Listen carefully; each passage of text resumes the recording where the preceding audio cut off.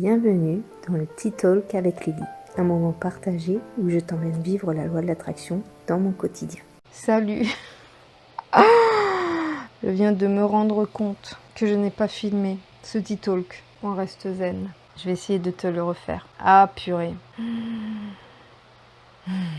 J'avais envie de te parler de la gestion de la peur. J'ai partagé dans une newsletter. D'ailleurs, si t'es pas abonné à la newsletter, va voir dans la description pour t'abonner à la newsletter. Je te partageais dans une newsletter que j'attendais le verdict suite à un appel qu'on a fait au tribunal dans une affaire où on a perdu en première instance. Et donc là, on a fait appel. On devait recevoir la réponse au mois de mai. Notre avocat devait nous faire un retour sur les 15 jours suivants. Sauf que jusqu'à maintenant, on n'a pas eu de retour de notre avocat. Et donc forcément, quand tu as une date comme ça où on te dit le verdict est telle date et on fait un point avec vous dans les 15 jours qui suivent et que les 15 jours sont passés et que tu n'as toujours pas de verdict, la peur s'installe. Et là, tu commences à te dire et si on perd? Si on perd, ça veut dire qu'il faut qu'on redonne de l'argent. Et combien on va devoir redonner? Et est-ce qu'on va y arriver? Est-ce qu'on va avoir l'argent? Et est-ce qu'on va devoir emprunter? Et est-ce qu'on va pouvoir emprunter à la banque? Et là, la peur s'installe, là, et t'es en boucle. T'es en boucle sur le pire du pire, sans t'imaginer que ça puisse être surmontable. Tu vois, la peur, elle est bien maligne parce qu'elle va s'installer, mais en te faisant croire que ce que tu risques de vivre là, au travers de la peur, ce qu'il est possible comme scénario, tu vas pas y survivre. Et donc, l'objectif du travail sur soi et de la maîtrise de la peur, d'apprendre à rediriger cette peur-là, c'est de pouvoir se dire que même si le pire arrive, je m'en sortirai. Même si le pire arrive, au final, ça tournera toujours en ma faveur. Et donc, c'est ce que j'ai fait. J'ai vu la peur arriver, j'ai vu le mécanisme de défense de mes blessures d'âme, le côté c'est trop injuste, et si on perd, ce serait trop injuste parce que nous, on n'a jamais demandé ça, et puis on a perdu de l'argent, et puis c'est pas juste, etc., etc. Et si tu restes branché là-dessus, tu vas non seulement mal le vivre en attendant le résultat, mais en plus, tu vas provoquer énergétiquement, même si c'est pas avec ça, mais tu vas provoquer le manque en fait. Tu vas provoquer encore plus de manque. En continuant d'entretenir ça, même si tu gagnes, tu finiras par provoquer le manque parce que tu étais persuadé que tu avais cette peur-là qui disait de toute façon, ça peut pas être possible que ça fonctionne, ça peut pas être possible que ça arrive et que même si c'est injuste, eh bien c'est limite trop beau pour être vrai, quoi, de gagner. Donc la blessure, elle va te focaliser sur le manque, sur le fait que si tu perds, va falloir redonner de l'argent. Est-ce que tu vas avoir les moyens? Est-ce qu'il va falloir réemprunter à la banque? Est-ce que tu vas pouvoir payer tes mensualités? Est-ce que Et si tu gagnes, la blessure, elle va te dire ah ouais mais c'est trop beau pour être vrai. Non mais à un moment donné, ça va se retourner contre nous, quoi. T'as en fait un scénario intérieur qui reste de toute façon, que ce soit positif ou négatif, branché sur la peur et donc branché sur le manque. Et donc tout l'objectif du travail sur soi, c'est de pouvoir rediriger ses peurs. Peu importe la peur, peu importe ce qui nous arrive, c'est de réussir à rediriger ses peurs. Et donc c'est ce que j'ai fait. Je me suis dit ok, au pire du pire, qu'est-ce qui arrive? On perd, on doit de l'argent. On doit emprunter à la banque, on doit rembourser la banque. Mais comme je sais que peu importe ce qui m'arrive, je suis toujours soutenue, je sais qu'une solution arrivera au moment où j'en aurai le plus besoin. Et en te répétant ça en boucle pour contredire ta blessure d'âme qui essaye de te faire croire que tu pourras pas surmonter le pire, là en faisant ça, en te répétant ça, tu crées finalement l'annulation de ce que la blessure d'âme essaye de te faire croire. Et ça permet de dissoudre la peur. Et là, tu redeviens à un niveau de sérénité, à un niveau de paix intérieure qui te permet de relativiser, de te dire de toute façon, peu importe ce qui arrive, que ce soit positif ou négatif, c'est toujours pour le meilleur pour moi. C'est toujours en ma faveur. Soit j'apprends une leçon, ou soit j'obtiens ce que je désire. Mais de toute façon, ça me fait avancer, ça me fait évoluer. Donc la peur est partie. J'ai vraiment lâché prise. Je me suis dit, de toute façon, au moment où ça va arriver, on accueillera la réponse. Et puis on verra, on avisera en fonction de ça, de ce qu'on fait ensuite, parce que je sais qu'une solution se présentera à moi. J'aurai une intuition, je vais être soutenue au moment où j'aurai besoin d'être soutenue. Donc j'ai plus peur. La peur s'en va et la clarté arrive. Et à ce moment-là, au moment où il y aura besoin, je sais que j'aurai la solution pour, peu importe la réponse, mais j'aurai la solution au moment où je vais recevoir le verdict. Donc j'ai réussi à apaiser ça et là tout récemment, J'ai appris, donc quelque chose qui n'a rien à voir avec le verdict qu'on attend, mais j'ai appris que l'auto-école dans laquelle est inscrite mon fils Evan depuis 1 an et demi, enfin 1 an et quelques mois, où il n'a pas encore passé le code, j'ai appris que l'auto-école était en liquidation judiciaire. Donc elle ferme, elle cesse son activité, sauf que j'avais pris l'option permis à 1 euro, donc j'ai versé la somme qui équivaut au permis à 1 euro que je rembourse chaque mois. J'ai versé cette somme-là à cette auto-école-là et elle me doit de l'argent en fait. Elle me doit la valeur approximativement de 900 euros. Et au départ, forcément, t'apprends ça de but en blanc. On n'a même pas eu des soupçons ou quoi que ce soit. Ça nous arrive par mail. Voilà, liquidation judiciaire, terminée.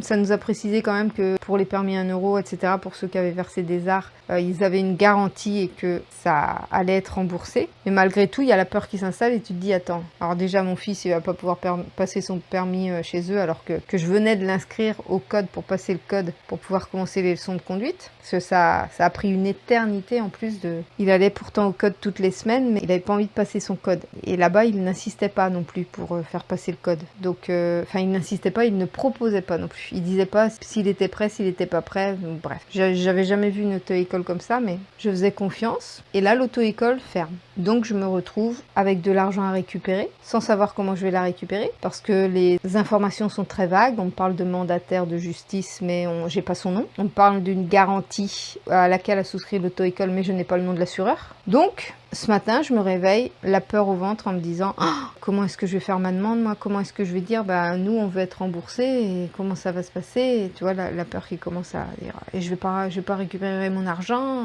Et en fait, notre problème dans cette société-là, c'est qu'on donne trop de valeur à l'argent. La peur est automatiquement déclenchée dès qu'il y a une question d'argent. Parce que l'argent est directement associé à notre niveau de vie. C'est-à-dire que pour nous, si on n'a pas d'argent, on va pas pouvoir manger. On va pas pouvoir se loger, on va pas pouvoir payer nos factures. On va aller en prison si on n'a pas d'argent. On va, tu vois, il y a tout un système qui a été créé autour de l'argent où si t'as pas d'argent, t'es un hors-la-loi à la limite, tu vois. T'es pas admis dans la société, tu vois, tu t'es perdu. Si t'as pas d'argent, t'es foutu, quoi. Et donc forcément, ça crée de la peur. Mais quand tu travailles sur toi et que tu rediriges cette peur en te disant, ok, au pire du pire, qu'est-ce qui se passe? Je récupère pas l'argent. Est-ce que malgré tout, je peux payer le permis à mon fils? Oui. Seulement, cette somme qu'ils me doivent, elle est directement reliée à ma blessure d'injustice où je me dis, c'est quand même pas juste. Moi, j'ai versé de l'argent. Ils n'ont pas consommé la valeur de l'argent par les leçons de conduite, etc. parce qu'on les a pas démarrées. Donc, ce serait pas juste qu'ils gardent l'argent alors qu'ils n'ont pas fait le travail qui était directement relié à cet argent. Donc finalement, la peur que j'ai ressentie est directement reliée à ma blessure. C'est ma blessure qui m'a donné cette émotion de peur et cette émotion de peur m'a fait paniquer en mode il faut absolument que je récupère l'argent et comment je vais faire et là. Et donc ce matin, ça m'a empêché de juste prendre soin de moi et de me réveiller paisiblement parce que mon cerveau, il s'est directement branché sur le manque en disant mais si je récupère pas l'argent, ça va être une catastrophe. Non, c'est pas une catastrophe, je vais pas mourir,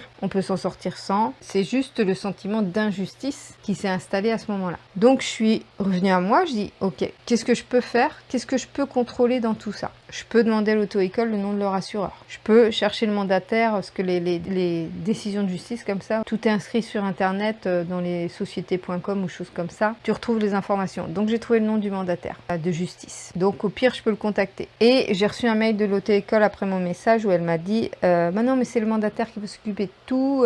Je les vois lundi et puis on vous recontacte. Enfin, elle n'a pas dit on vous recontacte. Elle dit je les vois lundi. Et là, je me suis dit, un mandataire de justice, je suis pas sûre qu'il aille voir chaque famille parce qu'on doit sûrement être nombreux. Chaque famille en disant, vous, je vais vous rendre ça. Vous, je vais vous rendre ça. Surtout s'il n'y a pas de trésorerie dans l'auto-école. Je sais que c'est pris sous garantie, donc il faut que j'ai accès à l'assureur, à l'organisme où la garantie a été souscrite. Sauf que dans le contrat, elle est mentionnée nulle part. Il n'y a pas de nom. Donc voilà, il y a plein de questions comme ça. Je dis, qu'est-ce que je peux contrôler? Donc j'ai fait le mail à l'auto-école, j'ai trouvé le nom du mandataire.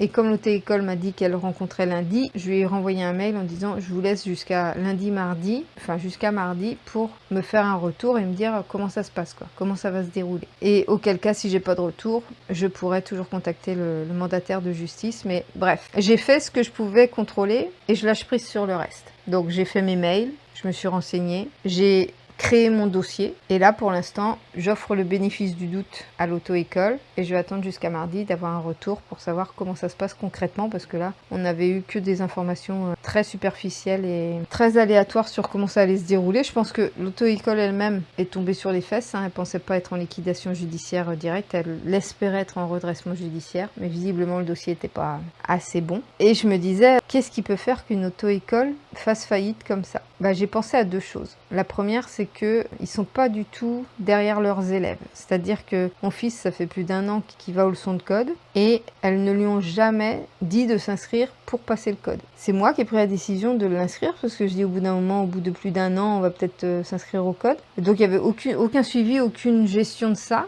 Et à côté de ça, je recevais des mails de leur part, parce que j'ai fait un point sur tous les mails que j'avais reçus de leur part pour retrouver mes documents, etc., les dossiers et tout. Il y a plusieurs mails où ils parlaient des gens qui ne réglaient pas et que maintenant ils allaient faire régler avant les leçons de conduite. Et je me dis, tu vois, ils ont attiré à eux des personnes qui étaient dans la même énergie qu'eux. C'est-à-dire que s'ils ne sont pas investis dans leur auto-école, s'ils ne suivent pas leurs élèves, s'ils ne s'intéressent pas à l'évolution de leurs élèves, ça crée un espèce de manque de confiance des deux côtés en fait, parce que moi j'ai jamais vu une auto-école qui ne suivait pas ses élèves. Moi, Bastien et Colline, ils ont été suivis, ils leur disaient quand fallait qu'ils passent le code, ils leur disaient quand fallait qu'ils passent le permis, ils faisaient les leçons régulièrement, etc. Là, visiblement, il n'y a aucun suivi, d'où le fait que les gens ont fini par ne pas payer les leçons de conduite. Donc c'est vraiment, tout ça c'est vraiment énergétique. Si t'as pas confiance en toi, tu vas attirer des gens qui n'auront pas confiance en toi. Si toi t'es pas réglo dans ta façon de communiquer, les gens ils vont pas être réglo dans leur façon de communiquer avec toi. Moi je me souviens quand je me suis lancée dans le magnétisme,